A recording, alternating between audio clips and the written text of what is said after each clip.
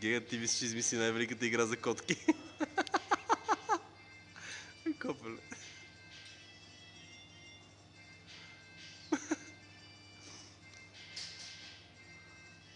Тя между другото с такова се самозабавляващ се ефект, защото всеки път като го удари, то си сменя посоката и игла на въртене и това тотално вече е заинтригувано. Гледай.